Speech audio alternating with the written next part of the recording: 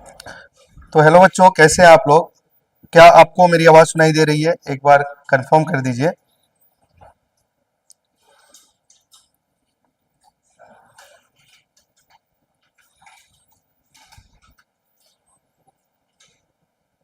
जितने भी बच्चे देख रहे हैं, एक बार कमेंट करके बताइए क्या आपको मेरी आवाज़ सुनाई दे रही है।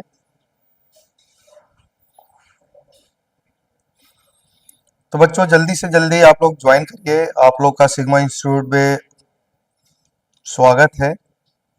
तो जितने भी बच्चे अभी लाइव देख रहे हैं वो अपने दोस्तों में जल्दी से शेयर करिए।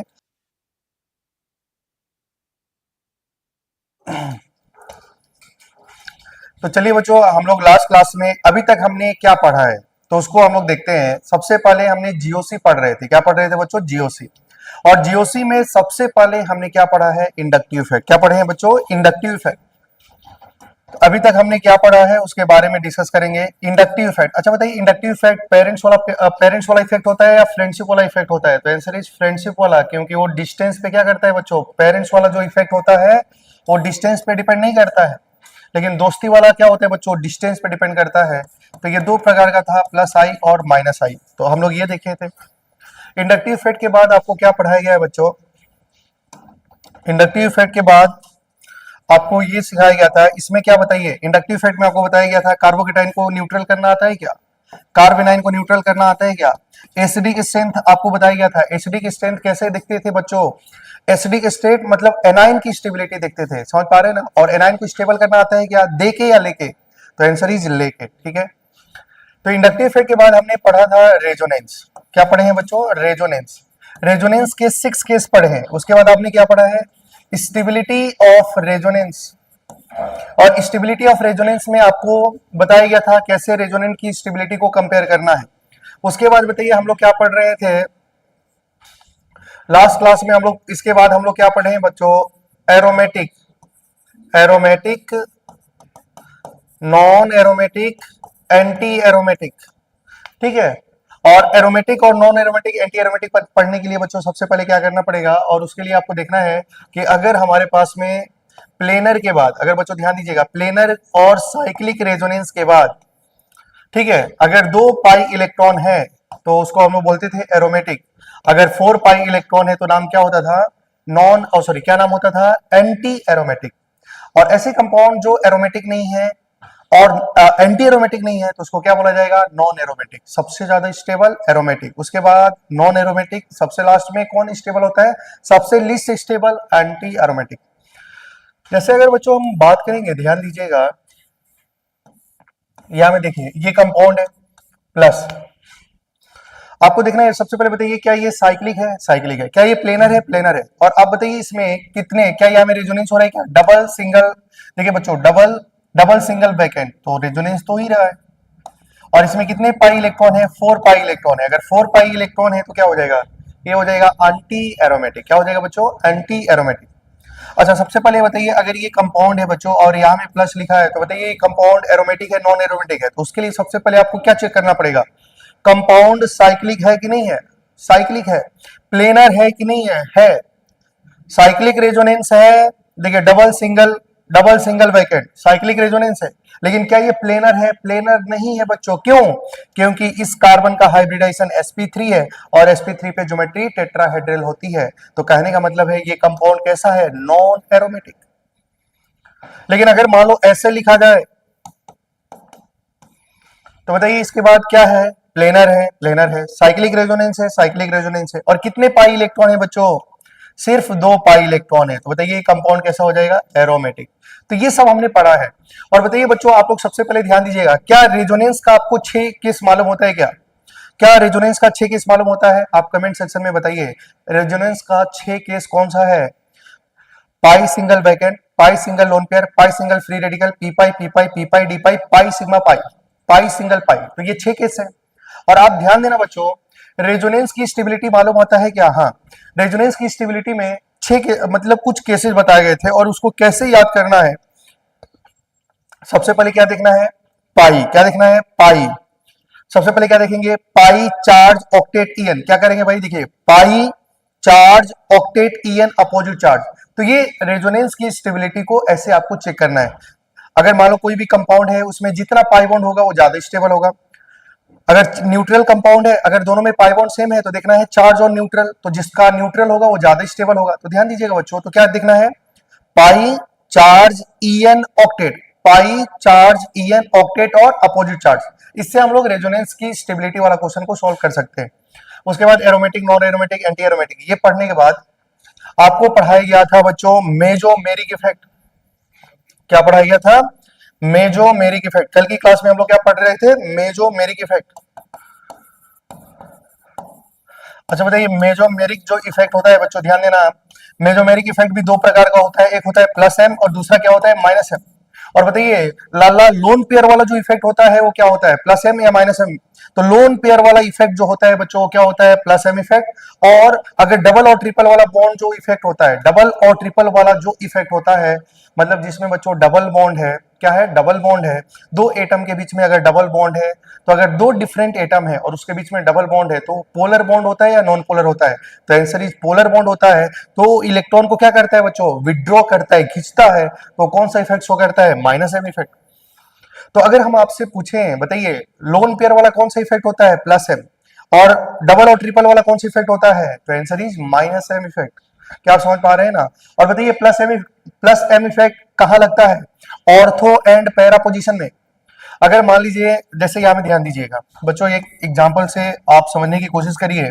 मान लो ये बेंजीन है, मान लो बच्चों ये है, इसको हम लोग नेक्स्ट स्लाइड में आगे देखते हैं। जैसे बच्चों अगर आपके सामने एक क्वेश्चन आ जाए, तो बताइए आप लोग बताइए, इस क्वेश्चन को देख के बताओ क्या ये ऑक्सीजन के पास लोन पेयर है कि नहीं है, अगर ऑक्सीजन के पास लोन पेयर है तो बताइए क्या ये प्लस एम इफेक्ट शो करेगा, तो आंसर इज नहीं। प्लस एम इफेक्ट शो करने के लिए रेजो का होना जरूरी है, रेजोनेंस होना जरूरी है। तो क्या यहां में रेजोनेंस है, नहीं। लेकिन अगर मान लो बच्चों यहां में आ गया, तो बताओ क्या इसका लोन पेयर अब रेजोनेंस में इन्वॉल्व है, रेजोनेंस में इन्वॉल्व है, और ये अपना लोन पेयर दे सकता है बच्चों। तो बताइए ये प्लस OH कौन सा इफेक्ट शो करेगा, तो answer is plus M effect show करेगा।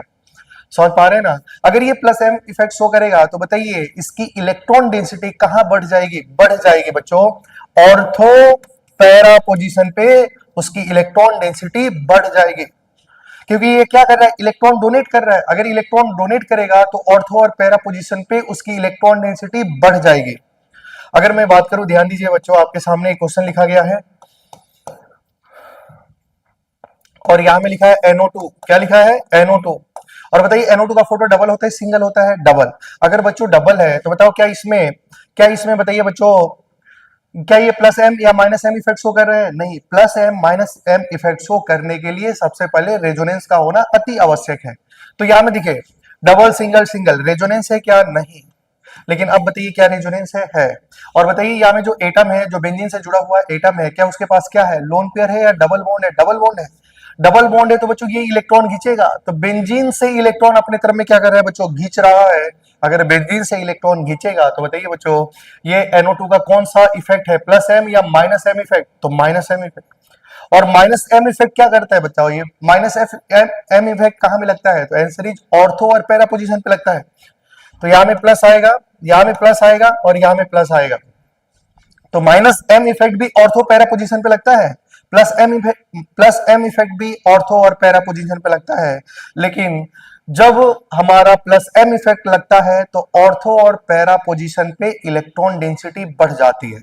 लेकिन अगर माइनस एम इफेक्ट होता है, माइनस एम ग्रुप लगा हुआ है, तो ऑर्थो और पैरा पोजीशन की इलेक्ट्रॉन डेंसिटी को बर्बाद कर देता है।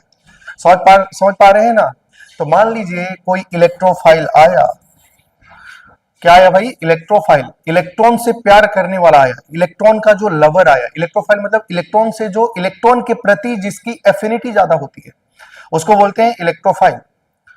इसका मतलब ये प्लस है तो इसको क्या चाहिए बच्चों, इलेक्ट्रॉन चाहिए। ये OH के पास गया तो बोला कि OH क्या बोलेगा बच्चों, OH ये बोलेगा मेरे पास तो इलेक्ट्रॉन था लेकिन मैंने अपना इलेक्ट्रॉन को दे दिया है। कहां दे दिया है, अगर तुमको इलेक्ट्रॉन चाहिए तो तुम कौन कौन सा पोजीशन पे आ जाओ, ऑर्थो या तो पैरा पोजीशन पे आ जाओ।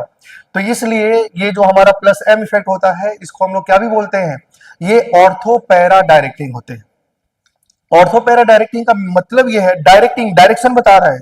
अगर आपको इलेक्ट्रॉन चाहिए तो इलेक्ट्रॉन कहां मिलेगा, ऑर्थो पोजीशन पे मिलेगा या तो पैरा पोजीशन पे मिलेगा।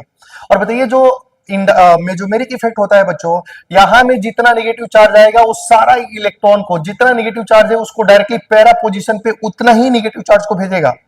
समझ पा रहे हैं ना, इसलिए यहां में कंप्लीट ट्रांसफर होता है, इसलिए वो डिस्टेंस पे डिपेंड नहीं करता है। ये पेरेंट्स वाला इफेक्ट है, कैसा वाला, पेरेंट्स वाला। तो समझ पा रहे हैं ना। लेकिन अगर हम बात करें बच्चों, ये प्लस ई इफेक्ट है, मतलब कोई इलेक्ट्रोफाइल आया, उसको चाहिए इलेक्ट्रॉन और कहां चला गया है, माइनस एम इफेक्ट के पास। तो माइनस ने ही खुद बेंजीन का इलेक्ट्रॉन को खींच लिया है, इसका इलेक्ट्रॉन डेंसिटी को बर्बाद कौन कर दिया, NO2। और ये बेचारा आए कि मुझे इलेक्ट्रॉन चाहिए, तो बताइए ये बोलेगा NO2 के पास, बोलेगा मुझे इलेक्ट्रॉन चाहिए, तो ये बोलेगा इलेक्ट्रोफाइल आया NO2 के पास, तो देखा भाई ऑर्थो और पैरा में तो खुद ही इलेक्ट्रॉन की कमी है, तो बताओ वो कहां में अटैक होगा, मेटा पोजीशन पे। कहां में अटैक होगा, मेटा पोजीशन पे। तो कहने का मतलब है, बताइए प्लस एम कहां लगता है, ऑर्थो पैरा में, माइनस एम भी कहां लगता है, ऑर्थो और पैरा में। लेकिन दिक्कत क्या है कि ये ऑर्थो और पैरा को बर्बाद करता है और ये ऑर्थो पैरा को आबाद कर देता है, मतलब इसकी इलेक्ट्रॉन डेंसिटी को ये बढ़ाता है और ये माइनस वाला ग्रुप और ऑर्थो और पैरा की इलेक्ट्रॉन डेंसिटी को कम कर देता है।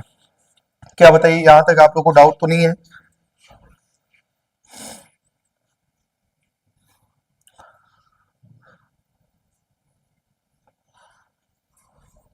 ठीक है, ठीक है बच्चों, अगर आप लोगों को कोई भी डाउट है तो आप डायरेक्टली क्या कर सकते हैं, यहाँ में कमेंट कर सकते हैं अगर आप लोगों को कुछ भी डाउट हो रही है।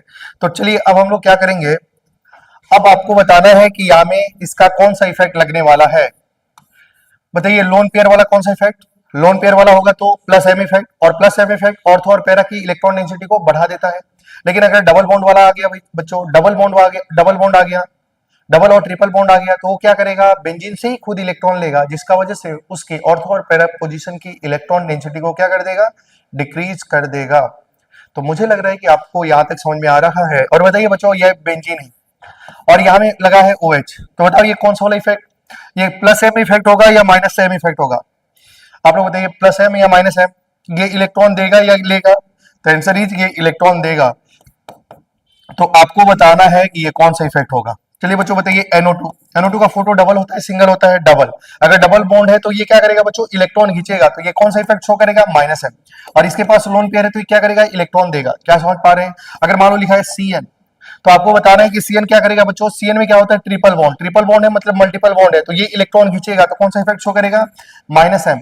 अगर मान लो बच्चों यहाँ में लिखा है OR, तो ये O और R का बीच में कैसा बॉन्ड है, सिंगल। अगर सिंगल बॉन्ड है तो इलेक्ट्रॉन खींचेगा क्योंकि इसके पास लोन पेयर है, लोन पेयर सॉरी, इसके पास क्या है बच्चों, लोन पेयर, तो ये लोन पेयर देगा, तो कौन सा इफेक्ट शो करेगा, प्लस है।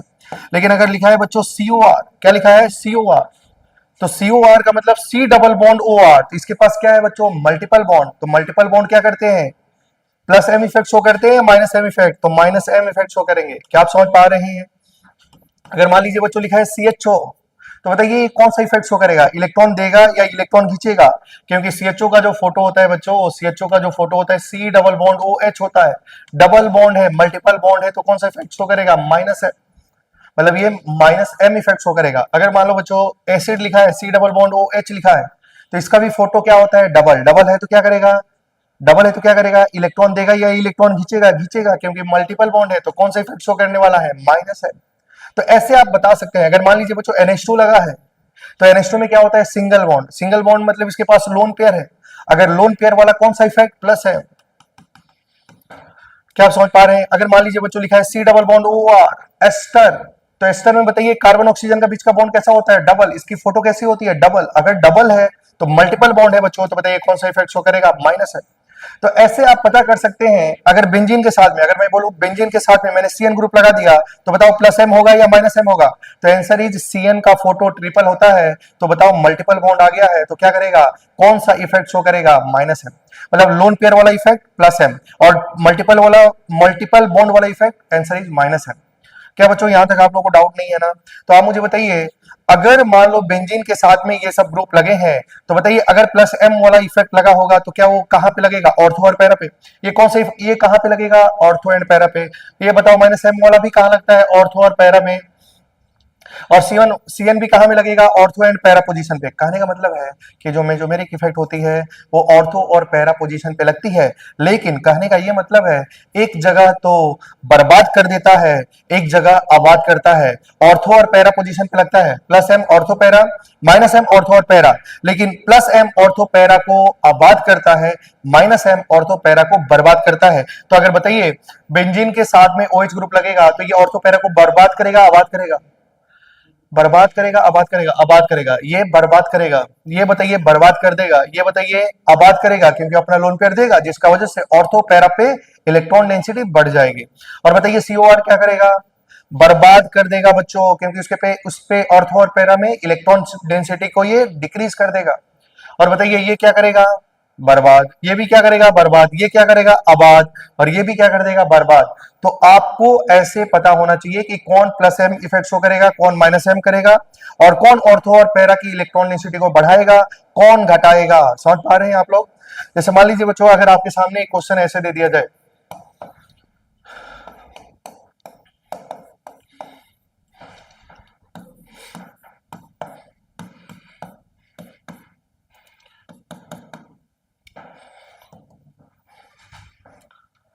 तो बताइए यहां में मान लीजिए क्वेश्चन ए है और ये बी है, इसमें से पूछेगा कौन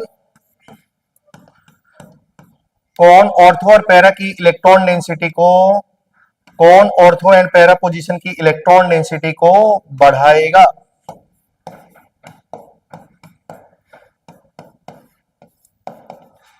तो देखिए यहां में कौन सा इफेक्ट है, पहले ध्यान दीजिएगा, पहले इफेक्ट को बताना है। इसमें पूछा जाएगा कि कौन सा कंपाउंड ऐसा है, कौन सा कंपाउंड ऐसा है जो ऑर्थो पैरा की इलेक्ट्रॉन डेंसिटी को बढ़ा देगा।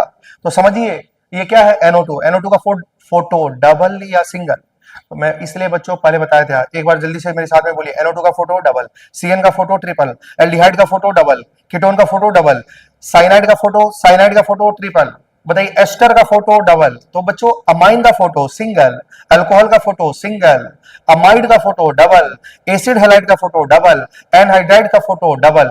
तो बच्चों आपको सबसे पहले तो याद न रखना पड़ेगा कि किसका फोटो क्या होता है, इसलिए सबसे पहले आपको यही सारी चीजें बताई गई हैं। तो ये ध्यान दीजिएगा, NO2 का फोटो बताइए क्या होता है, डबल। तो डबल में प्लस एम होता है या माइनस एम होता है, माइनस एम। तो बताइए कौन सा इफेक्ट होगा, माइनस एम। NO2 का कौन सा इफेक्ट, माइनस एम। बताइए माइनस होगा कि नहीं होगा, होगा। अच्छा आप लोग बताइए बच्चों, अगर मान लो ये कंपाउंड लिखा गया है और बताओ ये NO2 क्या इस केस में माइनस एम इफेक्ट शो कर रहा है, आंसर इज नहीं। क्यों नहीं, क्योंकि माइनस एम होने के लिए रेजोनेंस का होना जरूरी है। लेकिन बताइए बच्चों क्या यहाँ में रेजोनेंस हो रही है, नहीं। इसका मतलब यहाँ में NO2 का कौन सा इफेक्ट नहीं लगेगा, माइनस एम नहीं लगेगा। लेकिन बताइए क्या यहाँ में NO2 का माइनस एम इफेक्ट लगेगा, लगेगा। क्यों, क्योंकि यहाँ में क्या है बच्चों, रेजोनेंस भी है। NO2 का फोटो डबल क्या होता है, डबल, तो डबल सिंगल डबल रेजोनेंस है, तो यहाँ में NO2 का माइनस एम इफेक्ट होगा। बताइए सीएन का कौन सा इफेक्ट है बच्चों, माइनस एम। बताइए अगर ये माइनस एम है तो ये ऑर्थो और पैरा को बर्बाद करेगा कि आबाद करेगा, बर्बाद कर देगा, इसकी इलेक्ट्रॉन डेंसिटी को खत्म कर देगा। बताइए बच्चों OCH3 क्या करेगा, OCH3 तो बच्चों सिंगल बॉन्ड है, तो ऑक्सीजन अपना लोन पेयर को देगा और देगा तो ऑर्थो और पैरा की इलेक्ट्रॉन डेंसिटी को बढ़ा देगा। तो कौन सा कंपाउंड ऐसा था जो इलेक्ट्रॉन डेंसिटी ऑर्थो और पैरा की बढ़ा रहा था, तो आंसर इज OCH3। डी में क्या है बच्चों, एस्टर। एस्टर क्या करता है, माइनस एम इफेक्ट शो करता है, और ये क्या है, प्लस एम। तो आप पता कर सकते हैं कि कौन ऑर्थो और पैरा की इलेक्ट्रॉन डेंसिटी को बढ़ाएगा, कौन डिक्रीज कराएगा। समझ पा रहे हैं बच्चों। कल की क्लास में हम लोग पढ़ रहे थे, अगर मान लो बच्चों सिंगल बॉन्ड है और बॉन्ड लेंथ कंपैरिजन वाला क्वेश्चन कर रहे थे। अगर मान लीजिए सिंगल बॉन्ड है और एक डबल बॉन्ड है बच्चों, एक सिंगल बॉन्ड है एक डबल बॉन्ड है, तो बताओ किसका बॉन्ड लेंथ ज्यादा होगा, सिंगल का बॉन्ड लेंथ डबल से ज्यादा होता है। पहले मान लो बच्चों सिंगल बॉन्ड था लेकिन ये अब डबल बॉन्ड में कन्वर्ट हो गया, तो बताओ इसकी लेंथ बढ़ी या कम हो गई, आंसर इज कम हो गई। पहले डबल बॉन्ड था लेकिन रेजोनेंस हुआ, सिंगल बॉन्ड हो गया, तो जब डबल से सिंगल जाएगा तो बॉन्ड लेंथ इंक्रीज हो जाएगा। तो बच्चों अगर मैं बोलूंगा सिंगल बॉन्ड का रेजोनेंस कौन सा कैरेक्टर लाता है, सिंगल बॉन्ड का रेजोनेंस, अगर सिंगल बॉन्ड पे रेजोनेंस होती है तो डबल बॉन्ड कैरेक्टर लाता है। जितना ज्यादा डबल बॉन्ड कैरेक्टर होगा तो बताइए उसकी लेंथ क्या हो जाएगी, डिक्रीज हो जाएगी। मतलब सिंगल बॉन्ड पे ज्यादा रेजोनेंस, सिंगल बॉन्ड पे ज्यादा रेजोनेंस डबल बॉन्ड कैरेक्टर ज्यादा लाएगा, जिसका वजह से बॉन्ड लेंथ डिक्रीज हो जाता है। तो सिंगल बॉन्ड पे रेजोनेंस बॉन्ड लेंथ को इंक्रीज करता है कि डिक्रीज करता है, आंसर इज डिक्रीज कर देता है। बताइए बच्चों डबल बॉन्ड पे रेजोनेंस, डबल बॉन्ड पे रेजोनेंस सिंगल बॉन्ड करेक्टर लाता है, और सिंगल बॉन्ड का बॉन्ड लेंथ क्या होता है बच्चों, ज्यादा होता है। तो ऐसे क्वेश्चन हम लोग क्या कर लेंगे, बॉन्ड लेंथ का कंपैरिजन का क्वेश्चन इसी दो फॉर्मूला से हम लोग सॉल्व कर सकते हैं। मुझे लग रहा है कि आपको समझ में आ रही होगी, समझ पा रहे हैं ना। तो चलिए बच्चों हम लोग आगे बढ़ते हैं। ऐसे आपको देखना है कि प्लस एम होगा कि माइनस एम होगा, ऐसे आप सारा क्वेश्चन को सॉल्व कर सकते हैं। चलिए बच्चों, तो यहां में एक पॉइंट लिखेंगे आप लोग,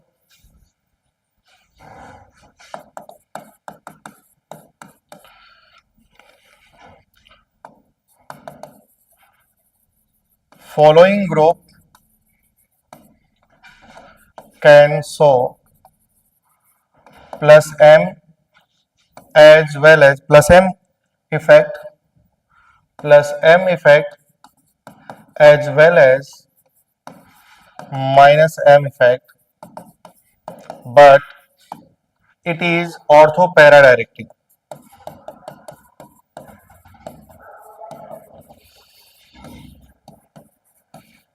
ठीक है बच्चों, यहां ध्यान दीजिएगा, कुछ ग्रुप ऐसे हैं जो क्या करेंगे, प्लस एम माइनस एम दोनों दिखा सकते हैं, लेकिन इसको हम लोग क्या ही कंसीडर करते चलेंगे, प्लस एम इसलिए क्योंकि ये क्या होते हैं बच्चों, प्लस एम भी दिखा सकते हैं, माइनस एम भी दिखा सकते हैं, लेकिन हम लोग इसको क्या मानेंगे, ऑर्थो पैरा डायरेक्टिंग। क्या मानेंगे बच्चों, ऑर्थो पैरा डायरेक्टिंग। अच्छा थोड़ा सा ध्यान दीजिएगा, जैसे आपके सामने एक एग्जाम्पल लिखा है एनओ।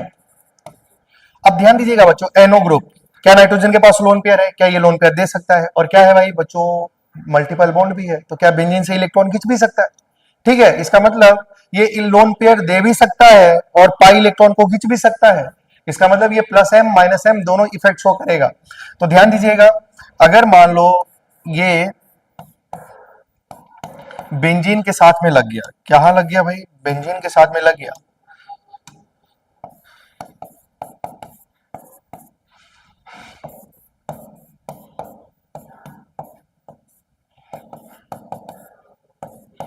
ठीक है। तो ध्यान देना बच्चों, इसका मतलब अगर मान लो एनो ग्रुप बेंजीन के साथ में लग गया है, तो एक बार अगर ये अपना लोन पेयर इसको देगा, तो बताइए अगर ये लोन पेयर दे रहा है तो बताओ ये कौन सा इफेक्ट हो जाएगा, प्लस एम। क्या हो जाएगा भाई, प्लस एम। लेकिन इस बार अगर ये पाई इलेक्ट्रॉन खींचेगा बच्चों, तो बताइए इस समय एनो किसके जैसा बिहेव कर रहा है, माइनस एम इफेक्ट। समझ पा रहे हैं ना। लेकिन इसको हम लोग क्या ही कंसिडर करते हैं, इसको कंसिडर किया जाता है कि एनओ जो होगा प्लस, ये दोनों दिखा सकता है, लेकिन जनरली इसको क्या ही मानते हैं, प्लस एम। मतलब ये ऑर्थो पैरा की इलेक्ट्रॉन डेंसिटी बढ़ा देता है, ये ऑर्थो और पैरा की इलेक्ट्रॉन डेंसिटी को क्या कर देता है, बढ़ा देता है। समझ पा रहे हैं ना, एनओ क्या करता है, ऑर्थो पैरा की इलेक्ट्रॉन डेंसिटी को बढ़ाता है, और ऑर्थो पैरा की इलेक्ट्रॉन डेंसिटी तभी बढ़ा पाएगा जब प्लस एम होगा। क्लियर है ना। जैसे बच्चों यहां में अगर हम बात करें एल्कीन, ठीक है, तो ये भी क्या करता है, प्लस एम माइनस एम दोनों का जैसे बिहेव करता है। जैसे कि अगर हम बात करें,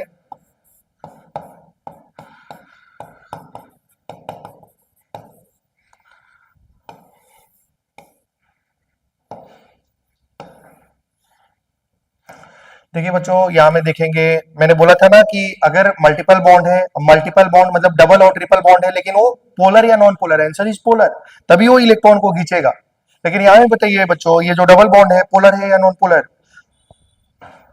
डबल बॉन्ड पोलर है कि नॉन पोलर, कार्बन कार्बन का बीच का बॉन्ड है बच्चों, तो ये है नॉन पोलर। लेकिन आप मुझे बताइए क्या यहाँ में रेजोनेंस पॉसिबल है, डबल सिंगल डबल। अगर रेजोनेंस पॉसिबल है, तो अगर मान लो बच्चों ये इलेक्ट्रॉन खींच लिया अपनी तरफ, तो क्या रेजोनेंस एक बार ऐसे भी हो सकता है। इसका मतलब ये बेंजीन से इलेक्ट्रॉन को खींच रहा है, जिसका वजह से बताओ ये जो एल्किन होगा वो किसके जैसे अभी बिहेव कर रहा है, माइनस है। और अगर हम बात करें यहां में ध्यान दीजिएगा, क्या डबल सिंगल डबल, अगर रेजोनेंस बच्चों ऐसे हो गया, तो ये क्या कर रहा है, एल्कीन अपना इलेक्ट्रॉन को दे रहा है, तो बताइए ये कौन सा इफेक्ट हो जाएगा, प्लस एम। इसका मतलब ये प्लस एम और माइनस एम दोनों ही हो सकता है। तो कुछ ग्रुप ऐसे होंगे बच्चों जो प्लस एम माइनस एम दोनों हो सकते हैं। जैसे कि अगर हम बात करें बेंजीन के, देखिए बच्चों अगर हम बात करें बेंजीन रिंग की, तो बेंजीन भी क्या होता है, प्लस एम भी हो सकता है या माइनस एम भी हो सकता है। ये प्लस एम और माइनस एम दोनों के जैसे बिहेव करेगा। कैसे, जैसे कि अगर हम बात करें बच्चों, देखिए हमारे पास में अगर बेंजीन रिंग है, देखिए यहां में रेजोनेंस हो रहा है क्या, डबल सिंगल डबल, क्या हो रहा है बच्चों, डबल सिंगल डबल। तो अगर मान लो बच्चों, अगर हम बात करें ये पाई इलेक्ट्रॉन ऐसे शिफ्ट हो जाए, समझ पा रहे हैं ना, तो बताओ ये क्या कर रहा है कि बेंजीन से इलेक्ट्रॉन को खींच रहा है, इसका मतलब ये किसका जैसा ही काम करेगा, माइनस एम। अगर ये अपना इलेक्ट्रॉन को इसमें देगा तो क्या हो जाएगा, प्लस एम। इसका मतलब benzene plus M minus M दोनों ही हो सकता है।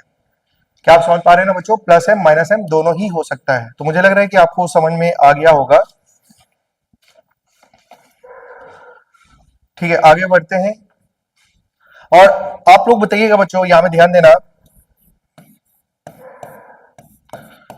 बताइए OH का यहाँ में कौन सा इफेक्ट, प्लस है माइनस है। अरे भाई OH के पास क्या है, लाल लाल लोन पेयर है, लोन पेयर का कौन सा इफेक्ट होता है, प्लस है। क्या है बच्चों, प्लस एम इफेक्ट लगेगा। अगर मान लो बच्चों यहाँ में लिखा है कार्बोकेटाइन, तो बताइए क्या, क्या बताइए बच्चों, कार्बोकेटाइन को न्यूट्रल करना आता है क्या, कार्बोकेटाइन को न्यूट्रल करना आता है, आता है, दे के या लेके, अरे भाई दे के। तो बताइए अगर ये प्लस एम इफेक्ट है तो इसका इलेक्ट्रॉन डेंसिटी कहां कहां पहुंचेगा, बताइए बच्चों, इसका इलेक्ट्रॉन डेंसिटी कहां पहुंचेगा, ऑर्थो एंड पैरा पोजीशन पे। ऑर्थो पोजीशन ये मेटा होता है, ये पैरा होता है। तो बताइए बच्चों, क्या जब ऑक्सीजन अपना लोन पेयर को देगा तो क्या वो कार्बोकेटाइन तक पहुंच पाएगा, नहीं। ये तो भाई लोन पेयर दे रहा है ना, ये अपना लोन पेयर देगा तो इलेक्ट्रॉन डेंसिटी कहां कहां बढ़ाएगा, ऑर्थो और पैरा पोजीशन पे। ऑर्थो और पैरा पोजीशन पे थोड़ी ना केटाइन लगा है बच्चों, ये तो लोन पेयर देगा, अपना इलेक्ट्रॉन को देगा, लेकिन क्या वो केटाइन तक अपना लोन पेयर को पहुंचा पाएगा, आंसर इज नहीं। समझ पा रहे हैं। अच्छा आप बताइए बच्चों, अगर मान लीजिए ये कौन सा इफेक्ट शो करेगा, प्लस एम। क्या ये प्लस एम इफेक्ट बच्चों बताइए, क्या अपने इलेक्ट्रॉन को केटाइन तक पहुंचा पाएगा, पहुंचा पाएगा। क्या इसको न्यूट्रल बना पाएगा, न्यूट्रल बना पाएगा, क्योंकि दे रहा है। और जब ये अपना इलेक्ट्रॉन को दे रहा है तो केटाइन तक पहुंच पा रहा है कि नहीं पहुंच पा रहा है, क्यों, क्योंकि ये ऑर्थो पोजीशन पे लगा है। तो बच्चों याद रखना कि कार्बोकेटाइन मतलब ये प्लस एम इफेक्ट शो करेगा। और क्या यहाँ में भी प्लस एम हो रहा है कि नहीं हो रहा है, हो रहा है। अरे भाई ऑर्थो पैरा में तो 100% इलेक्ट्रॉन डेंसिटी पहुंचेगा, लेकिन ये हमारा जो केटाइन लगा है, कार्बोकेटाइन जो लगा है वो मेटा पोजीशन पे लगा है, तो इस यहां तक उसका इफेक्ट नहीं पहुंच पाएगा। समझ पा रहे हैं ना, लेकिन यहां में लोन पेयर दे रहा है, तो बताइए जो केटाइन लगा है वो ऑर्थो पोजीशन पे लगा हुआ है, तो ये जब अपना लोन पेयर देगा तो बताइए क्या करेगा, अपना इस केटाइन तक पहुंच पाएगा कि नहीं, इसका लोन पेयर पहुंच पाएगा। समझ पा रहे हैं ना, क्योंकि वो ऑर्थो पोजीशन पे लगा है।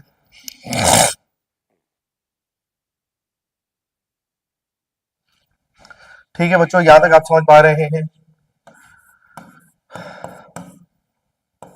अगर मान लीजिए बच्चों, अगर हम बात करें यहाँ में, ये क्या है बच्चों, कार्बेनाइन। कार्बेनाइन को स्टेबल बनाते हैं देके या लेके, आंसर इज लेके। देके या लेके, लेके। मान लीजिए यहाँ में NO2 लगा है बच्चों, क्या लगा है, NO2। बताइए बच्चों NO2 क्या करेगा, NO2 का फोटो डबल डबल है बच्चों, डबल। तो बताओ ये प्लस एम या माइनस एम, तो आंसर इज माइनस है। और माइनस एम क्या करता है बच्चों, माइनस एम क्या करता है, इलेक्ट्रॉन खींचता है। लेकिन बताओ ये इलेक्ट्रॉन किसका खींचता है, ऑर्थो पैरा का। किसका खींचता है, ऑर्थो पैरा का। तो ये ऑर्थो है, ये मेटा है, ये पैरा है। तो बताइए बच्चों क्या इसका माइनस एम इफेक्ट इस कार्ब एनायन को कुछ कर पाएगा, नहीं, क्योंकि इसका इफेक्ट तो सिर्फ ऑर्थो और पैरा में लगता है। क्या माइनस माइनस एम इफेक्ट इसको कुछ कर पाएगा, नहीं कुछ कर पाएगा। क्या वहां तक उसका इफेक्ट पहुंच पा रहा है, कार्ब एनायन तक पहुंच पा रहा है, आंसर इज नहीं। समझ पा रहे हैं ना। लेकिन अगर मान लो बच्चों, अगर यहां में लिखा है ऐसे लगा है,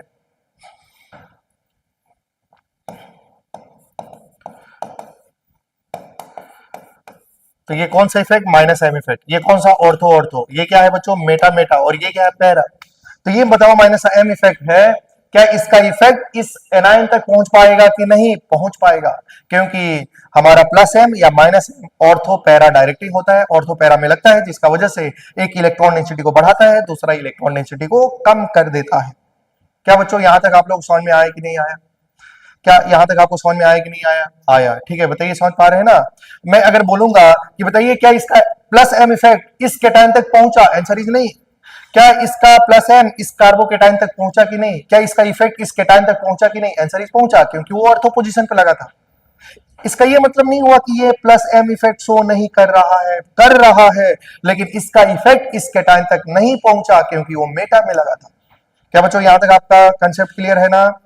इसका मतलब प्लस एम दोनों में शो हो रहा है, लेकिन प्लस एम से कौन सा केटाइन को फायदा हुआ, ये वाला केटाइन को, क्योंकि प्लस एम ऑर्थो पैरा का इलेक्ट्रॉन डेंसिटी बढ़ाता है। तो चलिए बच्चों आगे बात करते हैं। तो अभी तक हमने इसको इसके बारे में पढ़ लिया है।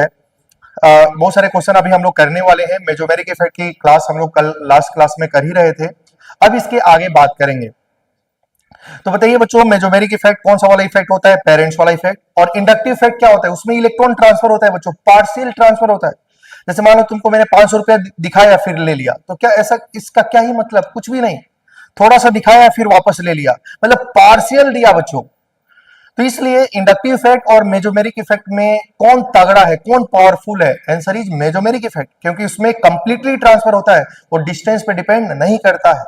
तो अगर मैं बात करूं, अगर मान लो एक कंपाउंड है जिसमें मेजोमेरिक इफेक्ट लग रही है, एक कंपाउंड में जिसमें इंडक्टिव इफेक्ट लग रही है, तो आप आंसर दोनों से आंसर मतलब किससे क्वेश्चन का आंसर को देखा जाएगा? जिसमें मेजोमेरिक लगती है, क्योंकि मेजोमेरिक का इफेक्ट सबसे ज्यादा होता है। क्लियर है ना बच्चों? ध्यान दीजिएगा। अगर हम बात करें भाई, मान लो एक ऐसा कंपाउंड, मतलब क्वेश्चन का आंसर को सॉल्व करना है, एक मेजोमेरिक इफेक्ट है और एक और इससे जो पावरफुल होगा बच्चों, सबसे ज्यादा पावरफुल क्या होता है? मेजोमेरिक। उसके बाद हाइपर कंजुगेशन, उसके बाद क्या होगा बच्चों? Inductive effect. ठीक है बच्चों, ध्यान दीजिएगा। एक होता है मेजोमेरिक इफेक्ट, दूसरा होता है हाइपर कंजुगेशन, तीसरा होता है इंडक्टिव इफेक्ट। तो इसमें आपको क्या करना है? क्वेश्चन देखना है, मेजोमेरिक इफेक्ट, हाइपर कंजुगेशन और इंडक्टिव इफेक्ट। ठीक है बच्चों, तो ध्यान दीजिएगा। तो अगर मेजोमेरिक इफेक्ट, हाइपर कंजुगेशन में सबसे तगड़ा वाला कौन सा इफेक्ट होता है? मेजोमेरिक वाला। समझ पा रहे हैं ना? सबसे तगड़ा वाला कौन सा इफेक्ट होता है? मेजोमेरिक वाला होता है। उसके बाद बच्चों अगर हम बात करें, मेजोमेरिक वाला इफेक्ट सबसे ज्यादा होता है। तो ध्यान दीजिए, अगर मान लो क्वेश्चन को सॉल्व करना है, तो अगर मेजोमेरिक, सबसे पहले क्वेश्चन का आंसर किससे देखा जाएगा? मेजोमेरिक से। अगर मान लो बच्चों हाइपर कंजुगेशन और इंडक्टिव में किसकी पावर ज्यादा होती है? हाइपर कंजुगेशन की पावर ज्यादा होती है। तो अगर कोई भी क्वेश्चन को सॉल्व करना है तो सबसे पहले क्या देखना पड़ेगा? मेजोमेरिक। अगर मेजोमेरिक से आंसर आ जाएगा बच्चों, तो इसका आगे हाइपर कंजुगेशन और इंडक्टिव कुछ नहीं है। ताकतवर कौन है? ये। तो मेजोमेरिक सबका क्या है? बाप। क्या होता है भाई? बाप। अगर मान लो भाई, समझ पा रहे हैं ना? मतलब क्वेश्चन का आंसर मेजोमेरिक से देखा जाएगा। अगर मान लो किसी में मेजोमेरिक इफेक्ट लग ही नहीं रही है, तो तब किससे देखा जाएगा बच्चों? Hyper conjugation. तो हाइपर और इंडक्टिव में किसको चेक किया जाएगा? Hyper conjugation. क्या समझ पा रहे हैं ना?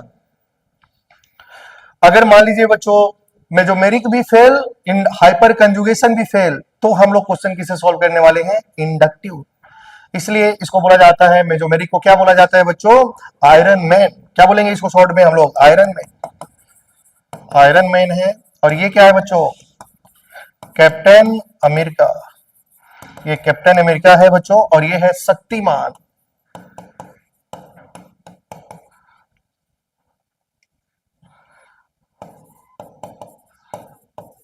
शक्ति शक्ति शक्तिमान, ये ओल्ड वाला है, समझ पा रहे हैं ना? ये एकदम बूढ़ा हो चुका है बच्चों।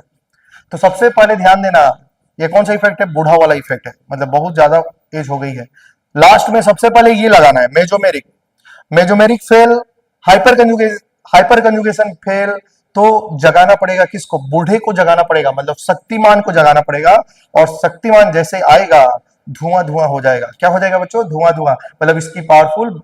तब सारा क्वेश्चन को सॉल्व किससे करेंगे? इंडक्टिव इफेक्ट से करेंगे। क्या आप समझ पा रहे हैं ना? सबसे पहले कोई भी क्वेश्चन में चेक किसको करेंगे? मेजोमेरिक। क्या मेजोमेरिक आपको पढ़ा दिया गया है? हाँ। मेजोमेरिक के बाद क्या चेक करने वाले हैं? Hyper conjugation. क्या होता है हाइपर कंजुगेशन? अभी थोड़ी देर के बाद हम लोग पढ़ने वाले हैं। हाइपर कंजुगे मेजोमेरिक, हाइपर में किसको चेक करेंगे? मेजोमेरिक। मेजोमेरिक फेल, तो क्वेश्चन कैसे सॉल्व होगा? Hyper conjugation. Mesomeric fail, hyper conjugation, तो किससे सॉल्व होने वाला है? शक्तिमान से। क्या आप समझ पा रहे हैं ना बच्चों? तो चलिए अब हम लोग बात करेंगे हाइपर कंजुगेशन। तो नेक्स्ट हेडिंग में लिखेंगे आप लोग हाइपर कंजुगेशन।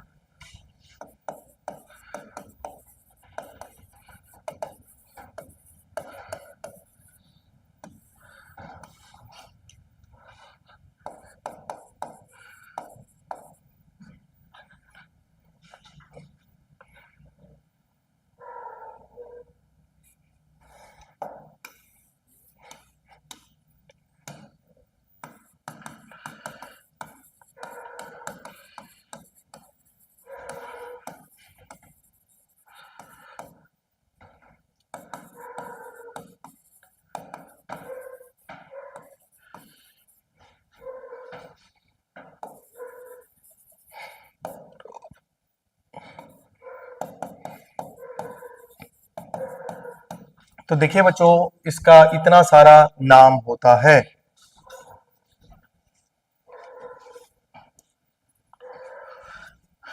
देखिए बच्चों, ध्यान देना है। हाइपर कंजुगेशन का क्या नाम होता है? हाइपर कंजुगेशन या सिग्मा पाई रेजोनेंस या नो बॉन्ड रेजोनेंस या बेकर नाथन इफेक्ट या प्लस एच इफेक्ट, समझ पा रहे हैं?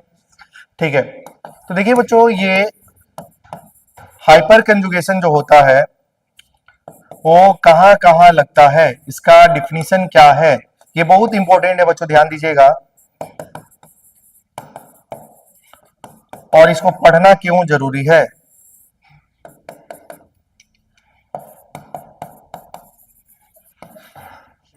तो आप लोग लिखेंगे, इसका डिफिनेशन लिखेंगे। लिखिए, complete transfer of complete transfer of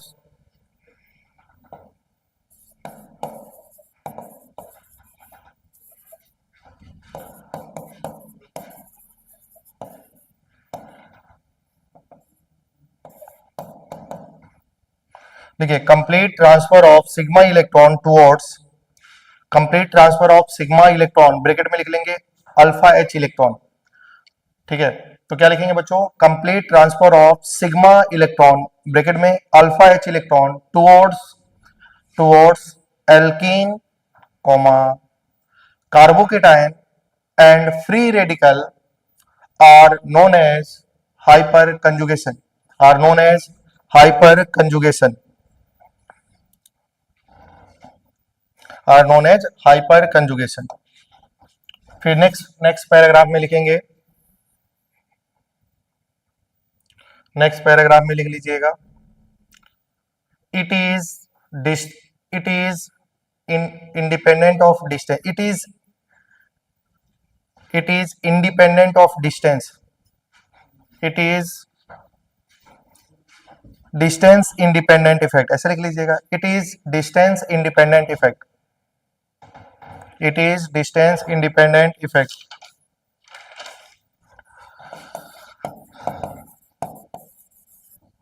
ठीक है, यहां तक समझ पा रहे होंगे आप लोग।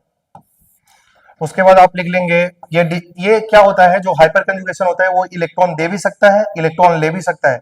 It may be electron donating it may be electron donating it may be electron donating bracket में इट में भी इलेक्ट्रॉन डोनेटिंग, या इसको हम लोग क्या बोलेंगे, प्लस एच इफेक्ट। ठीक है, तो ब्रैकेट में लिख लीजिएगा प्लस एच इफेक्ट।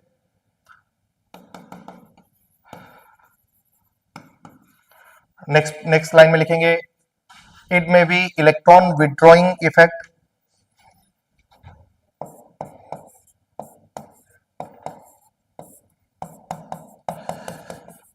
इट में B electron withdrawing effect, bracket में लिखेंगे minus H effect.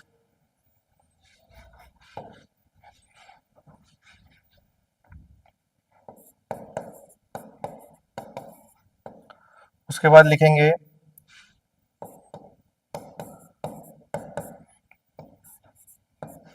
Next point में लिखिए बच्चों, यहां तक आप लोगों को समझ में आ रहा होगा, तो लिखेंगे इफ अल्फा हाइड्रोजन कंटेनिंग ऐसा लिख लीजिए, if alpha hydrogen containing group is directly attached with benzene ring if alpha hydrogen containing group is directly attached with benzene ring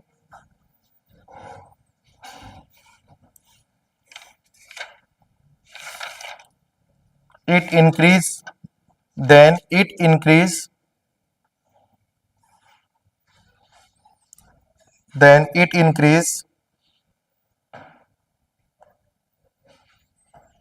it increase the electron density at ortho and para position then it increase the electron density at ortho and para position. That's why upcoming electrophile add on ortho and para position. So upcoming electrophile add on ortho and para position.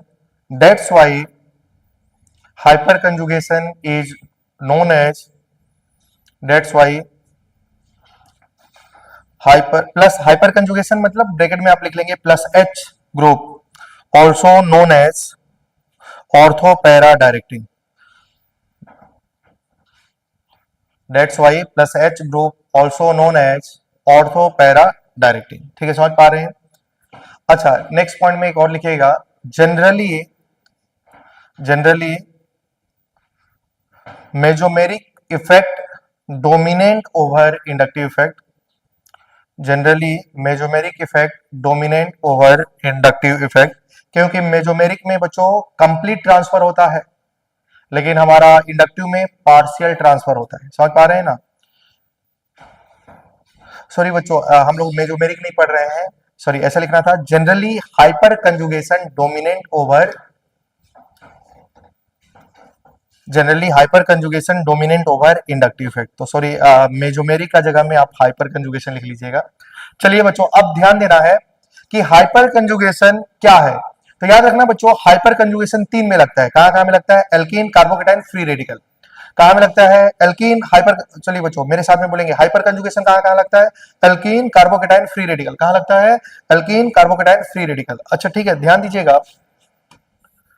अगर हम बात करें आपसे, देखिए आपके सामने यहां में लिखा गया है CH3 CH double bond CH2। बच्चों ध्यान दीजिएगा और अभी आपको समझ में आ जाएगा। और यहां में लिखा है CH3 CH3। बच्चों बताइए यहां में कौन सा बॉन्ड है? Single bond. और जब भी सिंगल बॉन्ड होगा तो उसका बॉन्ड लेंथ कितना होगा? 1.54 एंगस्ट्रॉम। होगा कि नहीं होगा? होगा। लेकिन बताइए अगर यहां में कैसा बॉन्ड है बच्चों? बताइए क्या यहां में रेजोनेंस हो रहा है? क्या डबल, सिंगल? नहीं। रेजोनेंस का 6 कंडीशन था, आपको याद होना चाहिए। क्या 6 कंडीशन था? Pi sigma lone pair, pi sigma pi sigma lone pair, pi sigma free radical, pi sigma vacant, उसके बाद पी पाई पी पाई पी पाई डी पाई, पाई सिग्मा पाई। ऐसे बच्चों 6 केसेस था जिसमें रेजोनेंस हो रहा था। क्या ये कोई कंडीशन है? क्या नहीं। अगर रेजोनेंस नहीं है तो बताइए बच्चों, क्या ये सिंगल बॉन्ड है? क्या हाँ, सिंगल बॉन्ड है। तो क्या इसका बॉन्ड लेंथ 1.54 होना चाहिए? होना चाहिए, लेकिन होता नहीं है। अब क्यों नहीं होता है उसी को जब आप हाइपर कंजुगेशन को समझ लेंगे तो आपको समझ में आ जाएगा। इसका मतलब ये सिंगल बॉन्ड है तो इसका बॉन्ड लेंथ क्या होना चाहिए था? 1.54, लेकिन 1.54 नहीं होता है। क्यों नहीं होता है? आइए ध्यान से देखिए, ध्यान से देखिए बच्चों ये बोर्ड को। तो सबसे पहले ये पॉइंट लिखा गया है कि sp2, बच्चों ध्यान दीजिएगा, sp2 कार्बन से अटैच sp3 कार्बन को अल्फा कार्बन बोलते हैं। sp2 कार्बन से, बच्चों ध्यान दीजिएगा, sp2 कार्बन से अटैच sp3 कार्बन को अल्फा कार्बन बोलते हैं। सबसे पहले आपको ये मालूम होना चाहिए किसको अल्फा कार्बन बोलना है। sp2 कार्बन से डायरेक्टली अटैच sp3 कार्बन को क्या बोलते हैं? Alpha carbon. और उस अल्फा कार्बन पे प्रेजेंट हाइड्रोजन को क्या बोला जाता है बच्चों? Alpha hydrogen. तो हाइपर कंजुगेशन होने के लिए अल्फा हाइड्रोजन एटलीस्ट 1 होना चाहिए। और जितना ज्यादा अल्फा एच होगा बच्चों उतना ही ज्यादा हाइपर कंजुगेशन होगा। समझ पा रहे हैं? तो आपको क्या बताया गया है? आपको यह बताया गया है बच्चों कि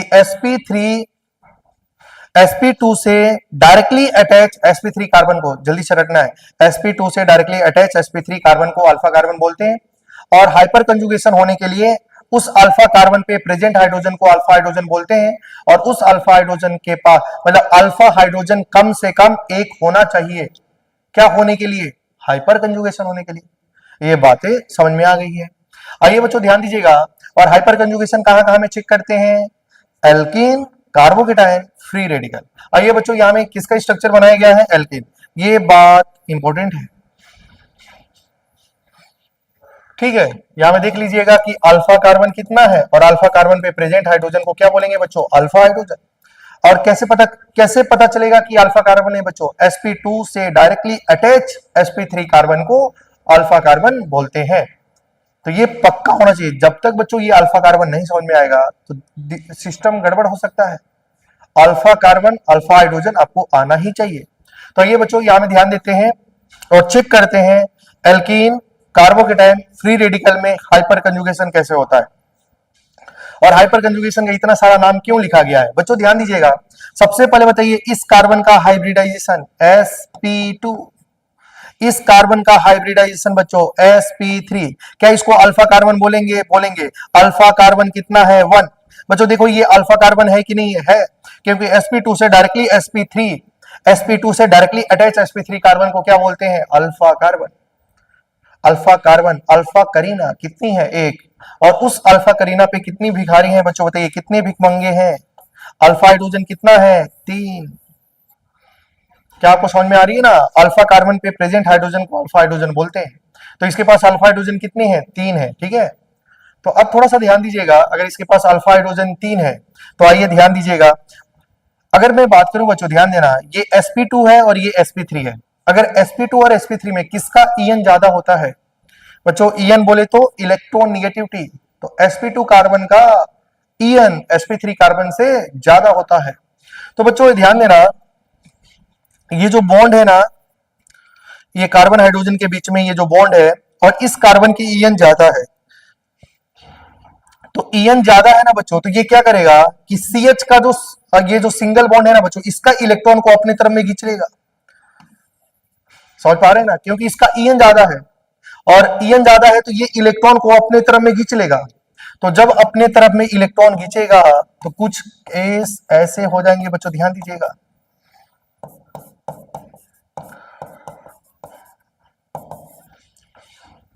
समझ पा रहे हैं, ऐसे कुछ स्ट्रक्चर बन जाएंगे बच्चों।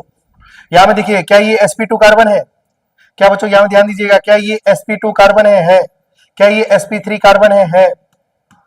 अगर sp3 कार्बन है तो ये जो बॉन्ड है, ये दोनों इलेक्ट्रॉन बच्चों किधर चले जाएंगे, इधर। जब इसके पास चले जाएंगे तो यहां में क्या हो जाएगा, और यहां में क्या हो जाएगा बच्चों, H। और यहां में ध्यान दीजिएगा, क्या यहां में इसकी हाइब्रिडेशन क्या है बच्चों, sp2, और इसकी हाइब्रिडेशन क्या है, sp3। तो sp2 का इलेक्ट्रोनेगेटिविटी बच्चों क्या होता है, ज्यादा होता है। sp2 का ज्यादा होता है तो इलेक्ट्रॉन को खींचेंगे। तो बताओ बच्चों, ये बॉन्ड बढ़ाने इसके पास कितने इलेक्ट्रॉन है, एक, तो यहाँ में 2 इलेक्ट्रॉन है, तो हाइड्रोजन का 1 इलेक्ट्रॉन, क्योंकि ये बॉन्ड फॉर्मेशन में 1 इलेक्ट्रॉन पार्टिसिपेट करेगा, तो यहाँ से 1 इलेक्ट्रॉन इधर जाएगा, और जब 1 इलेक्ट्रॉन इधर आएगा तो कुछ स्ट्रक्चर आपको ऐसा नजर आएगा। ठीक है, क्या आप समझ पा रहे हैं बच्चों, ऐसा स्ट्रक्चर बना, मतलब यहाँ का जो सिग्मा, यहाँ में जो सिंगल बॉन्ड का इलेक्ट्रॉन था बच्चों, ये इलेक्ट्रॉन इधर जाके कौन सा बॉन्ड बना लिया, पाई बॉन्ड बना लिया। देखिए बच्चों, ये जो सिंगल इलेक्ट्रॉन था ना, ये दोनों इलेक्ट्रॉन ट्रांसफर हो रहा था बच्चों, ये कौन सा बॉन्ड था, सिग्मा बॉन्ड था, और ये सिग्मा बॉन्ड का इलेक्ट्रॉन इधर में क्या बना लिया है, पाई बॉन्ड। इसलिए इसका नाम क्या है, सिग्मा पाई रेजोनेंस। क्या होगा बच्चों, सिग्मा पाई रेजोनेंस, इसको क्या भी बोलते हैं, सिग्मा पाई रेजोनेंस। अच्छा, अब थोड़ा सा ध्यान दीजिएगा, जब ये पाई इलेक्ट्रॉन, क्या ये सिग्मा इलेक्ट्रॉन जब इधर ट्रांसफर हुआ, तो बताओ इस कार्बन और हाइड्रोजन के बीच में कोई बॉन्ड है क्या, नहीं, इसलिए इसको बोलते हैं नो बॉन्ड रेजोनेंस। क्या बोलते हैं बच्चों, नो बॉन्ड रेजोनेंस। लेकिन जिस साइंटिस्ट ने ये दिया था उसका नाम क्या है, baker Nathan effect. Baker Nathan effect, क्योंकि साइंटिस्ट का नाम है तो इसलिए इसको क्या भी बोलते हैं, बेकर नाथन इफेक्ट। और इसका नाम क्या है, plus H effect. Plus H क्योंकि हाइड्रोजन ने अपना इलेक्ट्रॉन दिया है बच्चों, ये देखो यहां से क्या निकल रहा है, H प्लस हाइड्रोजन, इसलिए ये दोनों इलेक्ट्रॉन यहां से निकल रहा है, इसलिए इसको प्लस एच इफेक्ट भी बोलते हैं। तो मुझे लग रहा है कि आपको समझ में आया। अरे भाई आया नहीं आया, क्या बताइए, पहले अल्फा कार्बन पहचानना आना चाहिए। अल्फा कार्बन क्या है बच्चों, sp2 कार्बन से डायरेक्टली अटैच sp3 कार्बन को क्या बोलेंगे, अल्फा कार्बन। और उस अल्फा कार्बन पे प्रेजेंट हाइड्रोजन, उस अल्फा कार्बन पे प्रेजेंट हाइड्रोजन को अल्फा हाइड्रोजन बोला जाएगा। और हाइपर कंजुगेशन होने के लिए अल्फा हाइड्रोजन कम से कम 1 होना चाहिए। जितना ज्यादा अल्फा हाइड्रोजन होगा बच्चों, उतना ही ज्यादा उसका उतना ही ज्यादा, जितना ज्यादा अल्फा H होगा उतना ही ज्यादा हाइपर कंजुगेशन होगा।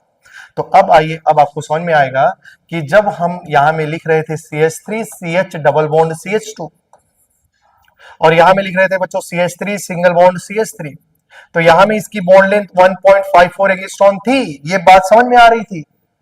लेकिन बताइए बच्चों, यहां में क्या कोई रेजोनेंस नजर आ रहा था, नहीं। लेकिन बताइए बच्चों, क्या इस कार्बन का हाइब्रिडाइजेशन sp2 है, इसके जस्ट बगल वाले कार्बन का हाइब्रिडाइजेशन sp3 है। तो बताओ, क्या sp2 से डायरेक्टली अटैच sp3 कार्बन है क्या, है। क्या इसके पास अल्फा हाइड्रोजन कितना है, आंखों से देखिए 3। तो बताओ क्या इसमें हाइपर कंजुगेशन होगा, होगा। तो जब बच्चों हाइपर कंजुगेशन होता है, ध्यान से देखिए बच्चों, क्या जब हाइपर कंजुगेशन होगा तो क्या ये सिंगल बॉन्ड किस में कन्वर्ट हो जाएगा, डबल बॉन्ड। तो बताओ इस सिंगल बॉन्ड का हाइपर कंजुगेशन इस सिंगल बॉन्ड का हाइपर कंजुगेशन यहां में क्या ला रहा है, डबल बॉन्ड करेक्टर। क्या सिंगल बॉन्ड का हाइपर कंजुगेशन कौन सा करेक्टर ला रहा है, डबल। और जब डबल लाएगा तो उसका बॉन्ड लेंथ बढ़ेगा या कम हो जाएगा, आंसर इज कम हो जाएगा। बताओ क्या ये सिंगल बॉन्ड का कंजुगेशन यहां में कौन सी करेक्टर लेके आ रही है, डबल बॉन्ड। तो बच्चों बताइए यहां में हाइपर, इसके पास अल्फा एच तो 3 है, अल्फा एच 3 है, तो बताइए क्या इसमें हाइपर कंजुगेशन होगा, हाइपर कंजुगेशन होगा। तो इसका हाइपर कंजुगेशन, जब हाइपर कंजुगेशन होगा तो उसका सिंगल बॉन्ड, जो सिंगल बॉन्ड है सी एच, वो कौन सा करेक्टर में कन्वर्ट हो जाएगा, इसका सी एच बॉन्ड यहां में डबल बॉन्ड में कन्वर्ट हो जाएगा। जब डबल बॉन्ड में कन्वर्ट होगा तो जब डबल बॉन्ड करेक्टर आएगा तो उसका बॉन्ड लेंथ पहले से क्या हो जाएगा बच्चों, कम। और बॉन्ड लेंथ कम हो जाने का वजह से इसका बॉन्ड लेंथ 1.54 नहीं 1.54 से कम हो जाएगा। क्या आपको समझ में आ रहा है, मतलब सिंगल बॉन्ड पे hyper conjugation double bond character में कन्वर्ट हो जाता है। मतलब सिंगल बॉन्ड है तो सिंगल बॉन्ड पर hyper conjugation double bond character लाएगा, डबल बॉन्ड करेक्टर लाएगा तो उसका बॉन्ड लेंथ कम हो जाएगा। मैं आपको पहले भी बताता था कि सिंगल बॉन्ड है बच्चों, सिंगल बॉन्ड पे रेजोनेंस डबल बॉन्ड करेक्टर लाएगा, बॉन्ड लेंथ कम हो जाएगा। उसी प्रकार सिंगल बॉन्ड पे hyper conjugation double bond character लाएगा और डबल बॉन्ड करेक्टर लाने से उसकी बॉन्ड लेंथ कम हो जाएगी। इसलिए ये आपको समझ में आ रहा था कि उसके बीच में क्या कंसेप्ट था, हाइपर कंजुगेशन। लेकिन बच्चों आप ध्यान दीजिए,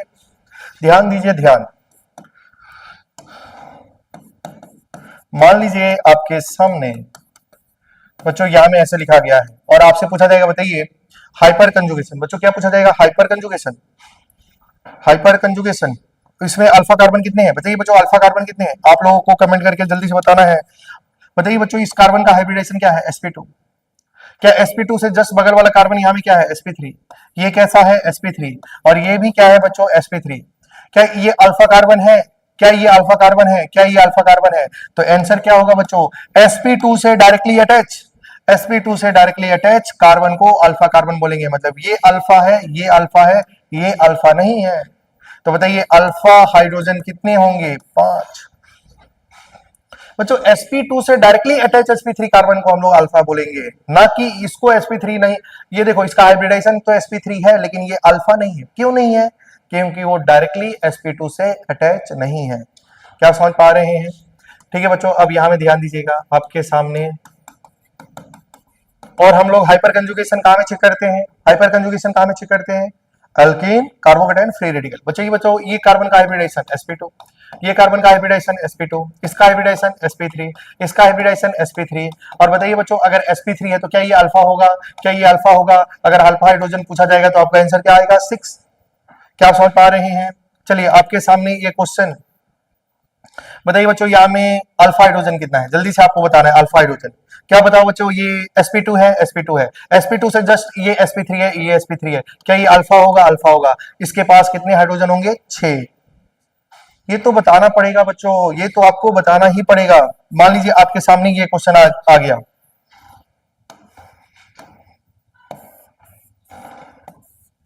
अब बताइए बच्चों यहाँ में अल्फा कार्बन कितना है, 2। अब बताइए अल्फा कार्बन कितना है, क्योंकि इस कार्बन का हाइब्रिडाइजेशन बच्चों sp2, इसका बताइए कितना होगा, sp2। और sp2 से जस्ट बगल वाला sp3, ये भी अल्फा कार्बन, ये भी अल्फा कार्बन। और बताइए ये भी अल्फा कार्बन, ये भी अल्फा कार्बन। तो अल्फा हाइड्रोजन पूछा जाएगा तो इसके पास 3 3 6 3 9 3 12, अल्फा हाइड्रोजन कितना होगा, 12। क्या आप समझ पा रहे होंगे बच्चों, यहां तक किसी को डाउट नहीं है। अगर मान लीजिए आपके सामने ये क्वेश्चन आ गया है और पूछा जाएगा अल्फा एच, बताइए कितना होगा। तो बताइए ये sp2 है, sp2 से जस्ट बगल वाला sp3 कार्बन, क्या ये अल्फा हाइड्रोजन, ये भी अल्फा हाइड्रोजन, ये अल्फा कार्बन। इस अल्फा कार्बन पे प्रेजेंट हाइड्रोजन को क्या बोलेंगे, अल्फा हाइड्रोजन। तो कितने होंगे बच्चों अल्फा हाइड्रोजन, 4, क्योंकि यहाँ में 2 हाइड्रोजन होगा और यहाँ में 2 हाइड्रोजन होगा। क्या आप समझ पा रहे हैं। जैसे और आपको और प्रैक्टिस करा दिया जाए बच्चों, अब अगर आपके सामने ऐसा क्वेश्चन आ गया,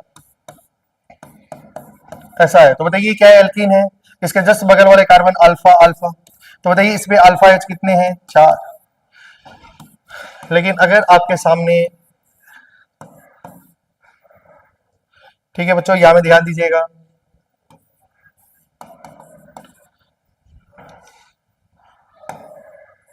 तो बताइए अल्फा ये क्या बताइए बच्चों, sp2 है, ये भी sp2 है।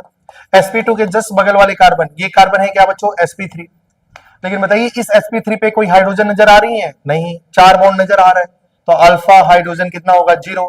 अगर अल्फा हाइड्रोजन है ही नहीं, मतलब इस कंपाउंड में हाइपर कंजुगेशन नहीं हो सकता। तो बच्चों ऐसे टाइप के बहुत सारे क्वेश्चन आपसे पूछा जाएगा, हाइपर कंजुगेशन होगा कि नहीं होगा, तो आप आराम से बता देना बच्चों, ठीक है। तो अगर मान लीजिए हमारे पास में ये कार्बोकेटाइन है और इसमें आपको बताना है कि बताइए अल्फा हाइड्रोजन कितना होगा, तो ये sp2 है बच्चों, sp2 से sp3 ये अल्फा अल्फा, ये अल्फा, लेकिन ये 4 बॉन्ड बनाया है, इसके पास हाइड्रोजन नहीं होगा, इसके पास हाइड्रोजन होगा, इसके पास हाइड्रोजन, अल्फा हाइड्रोजन कितना होगा? 6। क्या आप समझ पा रहे हैं ना? ऐसे ही बहुत सारे क्वेश्चन हो सकते हैं जिसमें आपको अल्फा कार्बन पहचानना आना चाहिए। कैसे पहचानेंगे? कैसे पहचानेंगे बच्चों? डबल बॉन्ड से, सॉरी, sp2 कार्बन से डायरेक्टली अटैच sp3 कार्बन को देखना है, ठीक है। आइए ध्यान दीजिएगा, बताइए बच्चों यहाँ में अल्फा हाइड्रोजन कितने होंगे? तो बताइए बच्चों क्या ये अल्फा होगा? क्योंकि ये sp2 है, ये sp2 है, sp2 के जस्ट बगल वाले sp3, ये sp3 और ये sp3। क्या आप समझ पा रहे हैं? तो बताइए इसके पास कितने हाइड्रोजन है? क्योंकि 3 बॉन्ड बनाए तो 1 हाइड्रोजन होगा, और यहाँ में 2 बॉन्ड बनाए तो 2 हाइड्रोजन, तो यहाँ में बताइए अल्फा एच कितना हो जाएगा? 3। समझ पा रहे हैं? तो अगर मान लीजिए यहाँ में ऐसा हो गया और यहाँ में ऐसे हो गया, तो बताइए अब अल्फा एच कितना हो जाएगा? तो ये भी अल्फा होगा, ये भी अल्फा होगा, ये भी अल्फा होगा, ये भी अल्फा होगा, 3 3 6 2 8 2 10, तो अल्फा एच कितना हो जाएगा? 10। क्या आप समझ पा रहे हैं? ऐसे कितना भी कॉम्प्लिकेटेड क्यों नहीं किया जाए बच्चों, आप पता कर सकते हैं। तो बताइए ये sp2 है, ये sp2 है, sp2 के जस्ट बगल वाले sp3, तो ये sp3 मतलब ये अल्फा, ये अल्फा, ये अल्फा, ये अल्फा, सॉरी ये अल्फा। तो बताइए इसके पास है 3 3 6 2 8 2 10, तो बच्चों आप आराम से पता कर सकते हैं कि कितना अल्फा एच होगा। क्या इसमें हाइपर कंजुगेशन होगा? होगा। समझ पा रहे हैं ना? तो ऐसे हम लोगों को चेक करना है, ठीक है। अगर कोई भी स्टूडेंट को कुछ डाउट है तो बच्चों आप कमेंट करके पूछ लीजिए।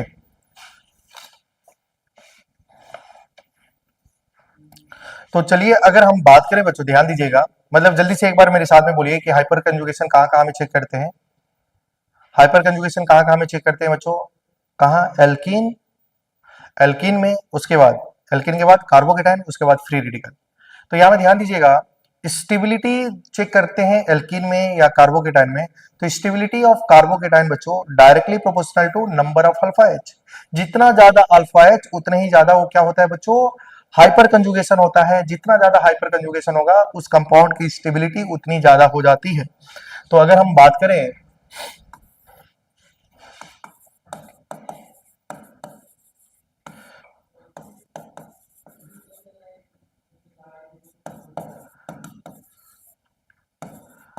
stability of alkene is directly proportional to number of alpha H।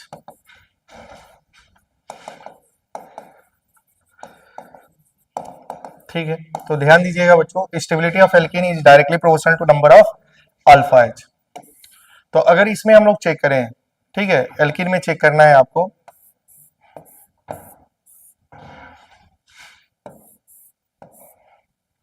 तो यहाँ में देखिए आपके सामने 2 क्वेश्चन दिया जाएगा और उसमें आपको बताना है।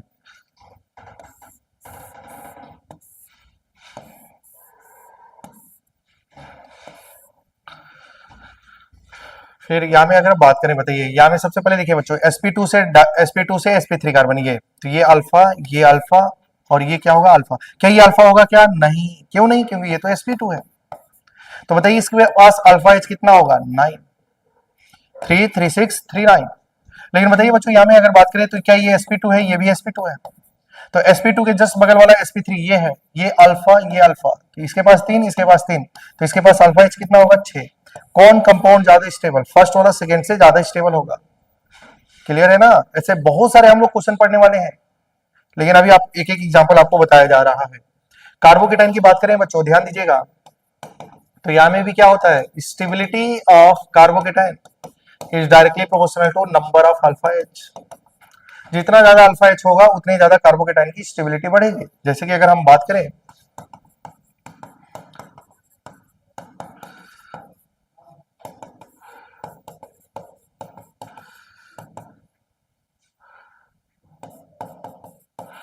देखिए बच्चों यहाँ में अगर बात करें तो ये अल्फा अल्फा, क्योंकि sp2 से जस्ट बगल वाला sp3 है, क्लियर है ना।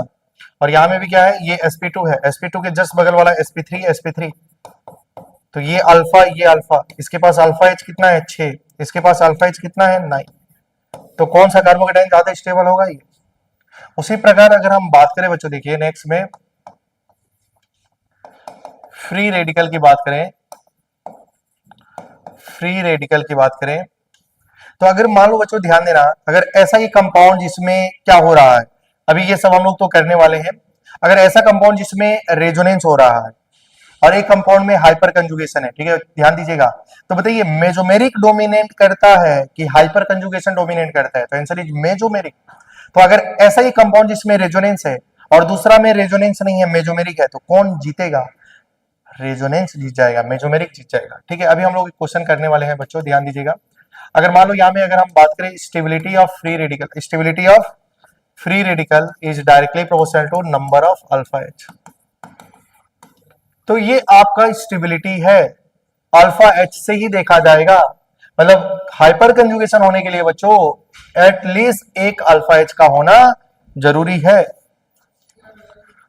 समझ पा रहे हैं ना, एक एच का होना जरूरी है, नहीं तो दिक्कत हो सकता है। जैसे मान लीजिए ये एग्जांपल है और यहाँ में एक एग्जांपल है बच्चों, ध्यान दीजिएगा, इसके पास बताइए अल्फा एच कितना है, ये क्योंकि ये sp2 है और ये सारे sp3 है, तो ये अल्फा अल्फा अल्फा, तो अल्फा एच कितना है 9, और यहाँ में भी अल्फा एच कितना है, ये अल्फा है, तो बताइए अल्फा एच कितना है बच्चों 3, कौन ज्यादा स्टेबल है 9, 9 ज्यादा स्टेबल है। तो आप कॉपी कर लीजिए बच्चों, यहाँ में किसी को अगर आपको डाउट है तो आप कमेंट करके जरूर बताइए। ठीक है, कॉपी हो गया होगा, तो आइए ध्यान दीजिएगा।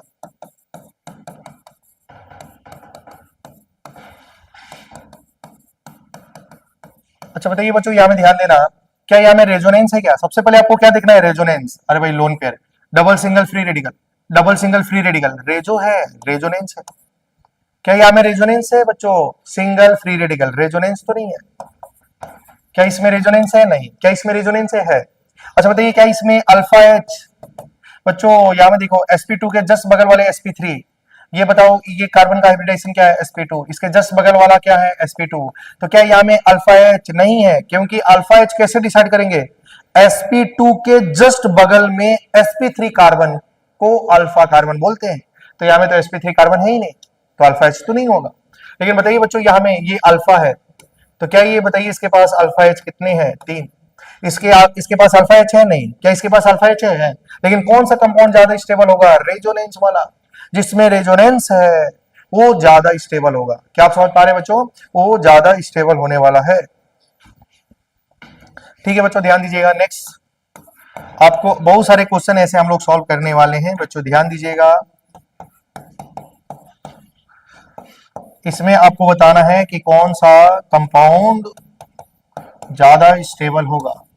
बताइए बच्चों यहाँ में क्या, सबसे पहले देखिए क्या ये बच्चों यहाँ में ध्यान देना, इस कार्बन का हाइब्रिडेशन क्या है sp2, तो बताओ यहाँ में रेजोनेंस है कि नहीं, पहले ये चेक करेंगे, resonance, double single free radical, double single free radical, हाँ रेजोनेंस है, यहाँ में देखो double single free radical, resonance है, रेजोनेंस है। क्या बताइए इसके पास अल्फा एच है, नहीं, लेकिन बताइए क्या इसके पास अल्फा एच है, बताइए इसके ये फ्री रेडिकल के जस्ट बगल में क्या ये sp3 कार्बन दिखाई दे रहा है, क्या है, अरे भाई इधर तो नहीं है ना, लेफ्ट हैंड साइड नहीं है तो राइट हैंड साइड तो sp3 कार्बन है, इसके पास अल्फा एच कितना है 3। बच्चों यहाँ में देखो क्या हो गया है, इसमें कौन ज्यादा स्टेबल होगा, reso reso, identical same same, resonance resonance, तो उसके बाद दोनों में रेजोनेंस बराबर है, तो क्या देखेंगे अल्फा एच, तो जिसके पास अल्फा एच ज्यादा होगा वो ज्यादा स्टेबल होगा। तो स्टेबिलिटी की बात करेंगे तो ये ज्यादा स्टेबल होगा और यहाँ में ये ज्यादा स्टेबल होगा। क्या यहाँ तक आपको समझ में आ रही है,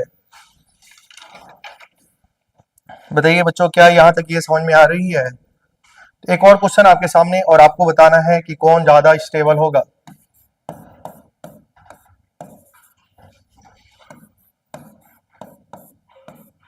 ठीक है,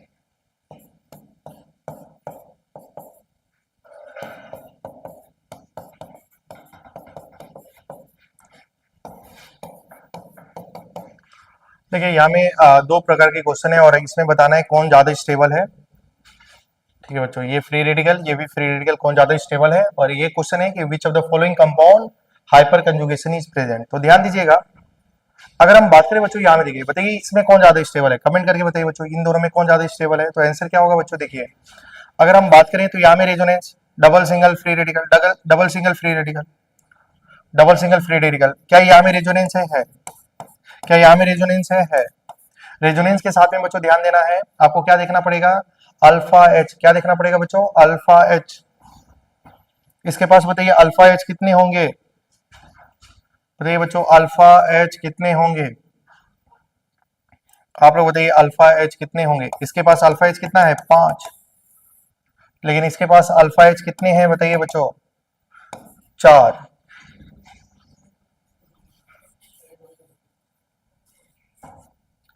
बच्चों यहाँ में अल्फा एच कितने होंगे, अगर आप लोग डाउट हो रहा है तो ध्यान दीजिएगा। देखिए यहाँ में रेजोनेंस रेजोनेंस डबल बॉन्ड तो सेम है बच्चों, फ्री रेडिकल से हम लोग चेक करेंगे तो बताओ क्या ये अल्फा हो जाएगा, है कि नहीं। और यहाँ में देखिए इसके रिस्पेक्ट में ये अल्फा हो जाएगा, तो यहाँ में 3 और यहाँ में 2, तो इसके पास रेजोनेंस के साथ अल्फा एच 5 है, यहाँ में रेजोनेंस के साथ अल्फा एच 2 है। तो इसका मतलब ए बी से ज्यादा स्टेबल होगा, क्योंकि यहाँ में देखो डबल बॉन्ड की पोजीशन सेम है। यहाँ में डबल सिंगल, यहाँ में रेजोनेंस, यहाँ में रेजोनेंस, रेजोनेंस के साथ में 5 अल्फा एच, रेजोनेंस के साथ में 2 अल्फा एच। समझ पा रहे हैं ना, तो ऐसे चेक कर सकते हैं। तो बताइए which of the following compound hyper conjugation is present, किसमें हाइपर कंजुगेशन प्रेजेंट है। तो बताइए बच्चों जब भी हाइपर कंजुगेशन प्रेजेंट होना है तो अल्फा एच कम से कम एक होना ही चाहिए। अगर इसके पास यहाँ में बात करेंगे, बताइए इस कार्बन का हाइब्रिडेशन क्या है, sp2, तो यहाँ में अल्फा एच क्या है कि नहीं है, नहीं है, क्योंकि हाइपर कंजुगेशन हम लोग एल्कीन कहां में चेक करते हैं, एल्कीन कार्बोकेटाइन फ्री रेडिकल है। और फ्री रेडिकल इसका हाइब्रिडेशन क्या है बच्चों, sp2 के जस्ट बगल sp3 कार्बन पे अगर अल्फा एच है तो क्या शो करेगा, हाइपर कंजुगेशन। लेकिन इस पे इसका यहाँ में क्या है बच्चों, sp2 हाइब्रिडाइजेशन है, तो अल्फा कार्बन तो है ही नहीं। यहाँ में चेक करेंगे क्या, ये बताइए बच्चों ये sp2 है, इसके जस्ट बगल में एक हाइब्रिडाइजेशन sp2 है, इसके जस्ट बगल में sp3 है। तो बताइए बच्चों इधर तो sp3 हो गया है, मतलब sp2 हाइब्रिडाइज कार्बन से sp2 से जुड़ा हुआ sp3 कार्बन अगर उसके पास हाइड्रोजन है, ये अल्फा कार्बन कितना है 1, लेकिन अल्फा हाइड्रोजन है क्या, नहीं। अल्फा कार्बन तो एक है बच्चों, लेकिन इसके पास कोई भी हाइड्रोजन नहीं है, तो क्या ये शो।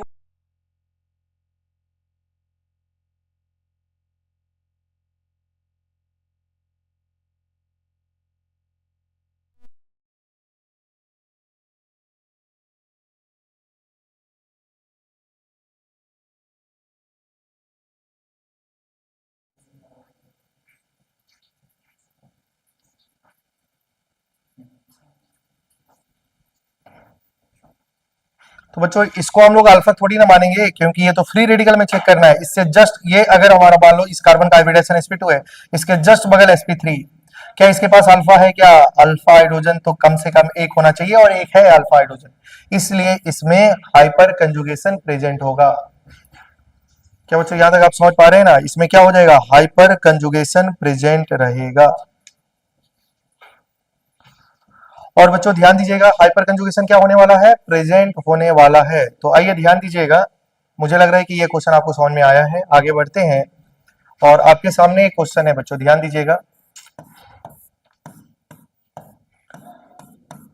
और बताइए यहाँ में हाइपर कंजुगेशन लगेगा कि नहीं लगेगा। तो बताइए यहाँ में क्या चेक करेंगे, sp3, इस कार्बन का हाइब्रिडेशन क्या है, sp3 और एल्कीन में चेक करेंगे तो बताइए इस कार्बन का हाइब्रिडेशन क्या है, sp2। तो sp2 से जुड़ा हुआ, sp2 से डायरेक्टली अटैच sp3 कार्बन के पास अगर हाइड्रोजन है तो हाइपर कंजुगेशन होगा बच्चों, क्या होगा, हाइपर कंजुगेशन। तो चलिए बच्चों अगर हाइपर कंजुगेशन होगा तो ध्यान दीजिएगा, अगर हम बात करेंगे, अच्छा बताइए अगर हमारे पास में ये बेंजीन रिंग है और यहाँ पे ऐसा लगा हुआ है बच्चों, बताइए क्या ये हाइपर कंजुगेशन शो करेगा, नहीं, क्योंकि ये sp2 है और ये क्या है, sp3 कार्बन। लेकिन इस इसके पास अल्फा हाइड्रोजन कितने हैं, ये तो अल्फा कार्बन है बच्चों, अल्फा कार्बन पे प्रेजेंट हाइड्रोजन को अल्फा हाइड्रोजन बोलते हैं, और हाइपर कंजुगेशन के लिए अल्फा हाइड्रोजन का एक होना जरूरी है, लेकिन इसके पास अल्फा हाइड्रोजन है ही नहीं, कितना है, 0, मतलब ये क्या नहीं शो करेगा, हाइपर कंजुगेशन। तो ऐसे चेक कर लेना बच्चों, ठीक है।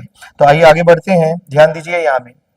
तो अगर मान लो ये sp2 है बच्चों, sp2 क्या है, sp2, और इसकी इलेक्ट्रोनेगेटिविटी ज्यादा है, तो ये क्या करेगा कि ये इसका दोनों इलेक्ट्रॉन को अपने तरफ खींच लेगा, क्योंकि इसकी ये ज्यादा है, तो ये दोनों इलेक्ट्रॉन क्या हो जाएंगे बच्चों, ये जो सिंगल बॉन्ड है वो किस में कन्वर्ट हो जाएगा, सिंगल बॉन्ड किस में कन्वर्ट हो जाएगा, डबल बॉन्ड। तो यहां में हो जाएगा कुछ ऐसा, ठीक है। और यहां में इलेक्ट्रॉन डेंसिटी कहां में आ गई, ऑर्थो एंड पैरा। फिर यहां में बताइए 1 2 का 3 करा दीजिए, 1 2 3, double single loan pair, double single lone pair होगा कि नहीं, रेजोनेंस होगा। और जब रेजोनेंस बनाएंगे तो स्ट्रक्चर कुछ ऐसा बना। फिर यहां में 1 2 का 3 कराइए, 1 2 का 3 कराएंगे तो रेजोनेंस हो जाएगा।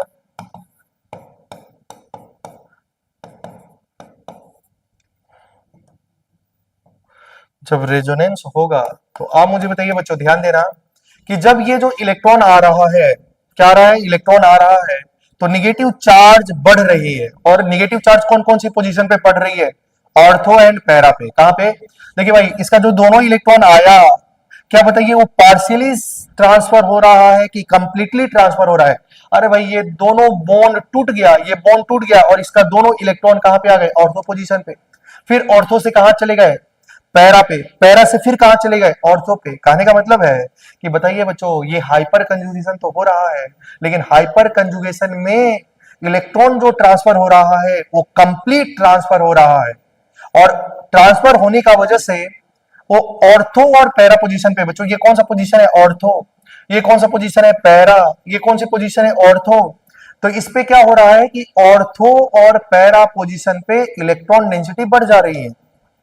जब ऑर्थो और पैरा में इलेक्ट्रॉन डेंसिटी बढ़ जाएगी तो मान लीजिए कोई इलेक्ट्रोफाइल आएगा, क्या आएगा, कभी कभी ना कभी इलेक्ट्रोफाइल आएगा। तो बताइए वो कहां पे अटैक करेगा, ऑर्थो एंड पैरा पोजीशन पे। कहां पे करेगा, ऑर्थो एंड पैरा पोजीशन पे। तो क्या आपको समझ में आ रही है कि नहीं आ रही है। तो वही एक पॉइंट में लिखाया था कि अगर अल्फा हाइड्रोजन कंटेनिंग ग्रुप, देखिए इसके पास अल्फा एच है क्या, हाँ है, अल्फा कार्बन है 1, अल्फा एच है 3। मैंने आपको लिखाया था कि alpha containing group directly connected with benzene ring, then it increase the electron density and ortho, it increase the electron density at ortho and para position. So upcoming electron, so upcoming electrophile attack on ortho and para position।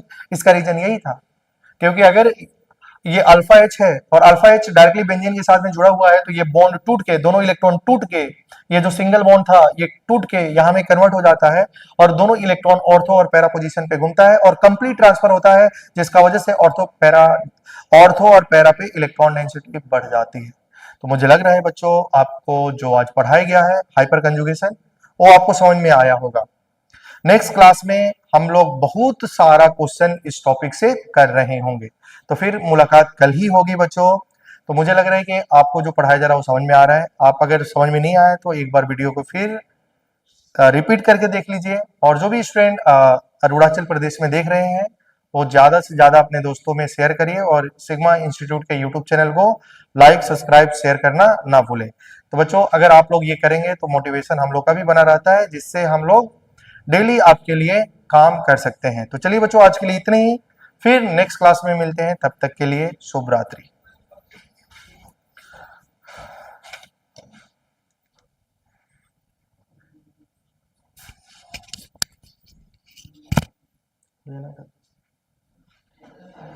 शुरुआत वाला तो नहीं हुआ था ना, जब बोला था गाली दिया। अच्छा तुम कमेंट वाला ये कर दिए हो क्या, जो सब्सक्राइब किया है वही कमेंट करेंगे। अभी अभी उसको हटा दो ताकि साला और कमेंट करे तभी ना, है कि नहीं।